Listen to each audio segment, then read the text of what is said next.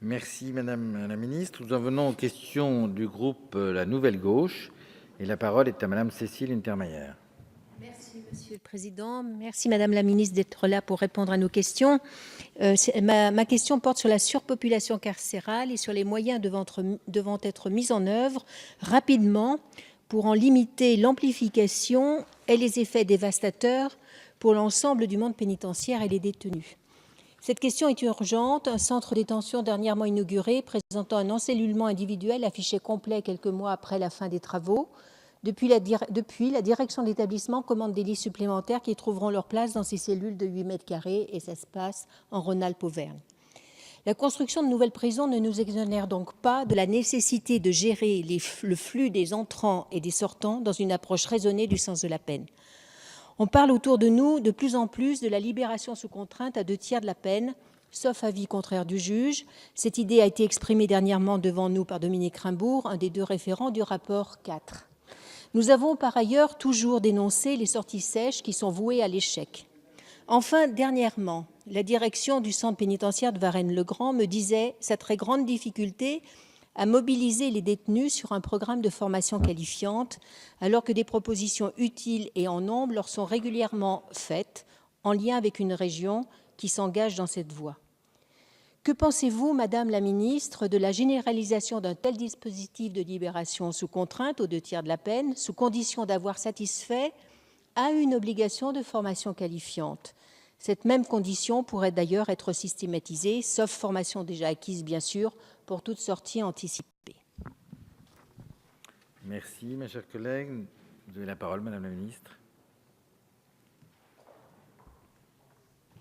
Madame la députée Untermaier, merci pour votre question. Vous avez raison, la surpopulation carcérale est une véritable difficulté et même, je dirais, une forme d'indécence pour notre État. C'est la raison pour laquelle nous souhaitons y porter remède. Vous le savez, d'une double manière, en augmentant le nombre de places de prison de 15 000. C'est la proposition qu'a faite le Président de la République. Mais à soi seul, cela ne sera pas suffisant. Et je souhaite évidemment que nous ayons de ce point de vue une politique pénale ambitieuse. Dans le cadre de cette politique pénale, je souhaite que nous puissions prononcer des peines qui se révèlent réellement adaptées à la personne que les magistrats ont devant eux. Pour cela suppose évidemment un certain nombre de conditions, notamment la possibilité de réaliser très tôt une enquête de personnalité qui puisse permettre de prendre des mesures adaptées, qu'il s'agisse du placement sous bracelet électronique, du travail d'intérêt général, la question m'a été posée tout à l'heure, ou d'un sursis avec mise à l'épreuve, quel que soit le nom que pourrait porter cette nouvelle peine. Je pense également qu'il faudra peut-être que nous ayons le courage de considérer qu'il y a des peines d'emprisonnement ferme qui se révèlent inefficaces ou inadaptées quand elles sont trop courtes, trop brèves, de l'ordre de moins d'1 mois parfois, ou bien lorsqu'elles sont accompagnées d'aucun travail de suivi des détenus. Et je crois qu'il faudra que nous fassions attention à éviter des sorties sèches dont on sait absolument qu'elles sont en capacité de favoriser la récidive. Sur la question et de ce point de vue-là, d'ailleurs, le rapport Cotte et Minkowski, auquel vous faisiez allusion, propose des choses, je crois, qui sont très intéressantes. Sur la question de la libération sous contrainte qui intervient aux 2/3 de l'exécution des peines inférieures ou égales à 5 ans d'emprisonnement, il m'a été proposé de rendre cette mesure systématique par principe, sauf décision spécialement motivée du juge d'application des peines. Je pense que cela permettrait effectivement d'améliorer le dispositif qui est prévu par la loi d'août 2014 et la libération sous contrainte serait ainsi accordée de plein droit aux condamnés par le juge qui déterminera, après avis de la commission d'application des peines, les mesures d'aménagement applicables les mieux adaptées. Je crois que cette mesure, c'est de nature à prévenir la récidive. Merci. La parole est à Madame Pires-Beaune. Merci. Madame la Ministre, j'associe l'ensemble de mes collègues parlementaires auvergnats, tous mobilisés donc, sur ce sujet. Le 15 janvier dernier, messieurs Rimbourg et Houillon vous ont remis donc le rapport sur l'adaptation de la carte judiciaire. Leur conclusion propose clairement de reconfigurer le réseau des juridictions d'appel en limitant les cours d'appel de plein exercice à 1 par région administrative, soit 13, sauf exception. Elle prendrait ainsi le nom de cour d'appel régionale, les autres devenant des antennes locales dénommées cours d'appel territoriales. Celles-ci n'auraient pas l'ensemble des attributions juridictionnelles, pas plus que l'autonomie de gestion administrative.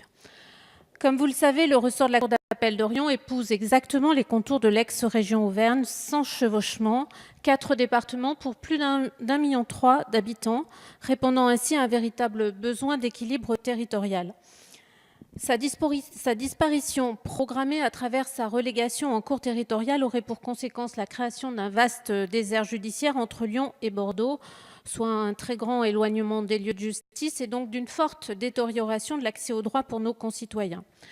De plus, la Cour d'appel d'Orion, au-delà de son caractère historique à bien des égards, connaît une activité juridictionnelle soutenue et efficace avec des résultats très satisfaisants, dont les délais de traitement inférieurs à la moyenne nationale, par exemple.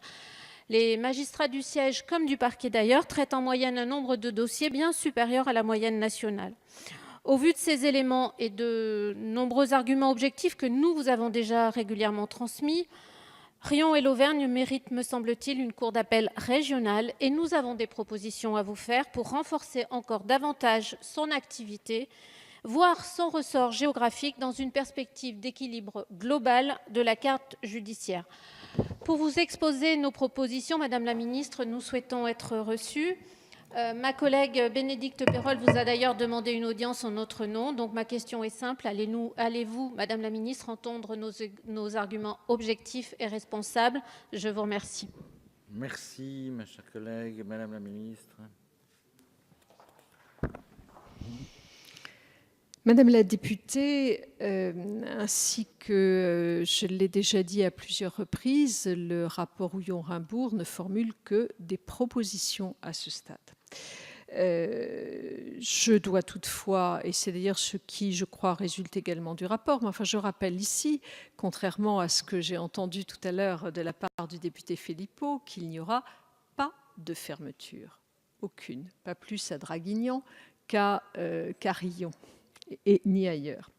Donc, sur la question de la cour d'appel, vous dites que le rapport Raimbourg-Houillon propose une cour d'appel par région. Il est clairement dit qu'il pourra y avoir dans certaines régions plusieurs cours d'appel. Et c'est d'ailleurs ce à quoi je me suis engagée. Et devant vous, Madame la députée, puisque je vous ai déjà reçu et je vous ai déjà répondu cela, et je n'ai pas l'habitude de revenir sur des choses que j'ai dites, il y aura évidemment en Auvergne plusieurs cours d'appel et la cour d'appel de Riom restera comme une cour d'appel avec ses compétences juridictionnelles. Ce que nous essayons de faire, Madame la députée, c'est d'essayer d'organiser les choses pour qu'elles fonctionnent encore mieux et notamment ce sera un des points qui pourra être renvoyé à la concertation régionale. Et c'est ce que propose le rapport Raimbourg-Houillon.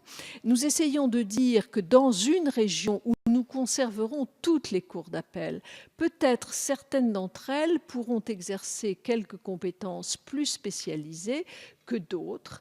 Évidemment, ces compétences spécialisées pourront être réparties sur chacune des cours d'appel.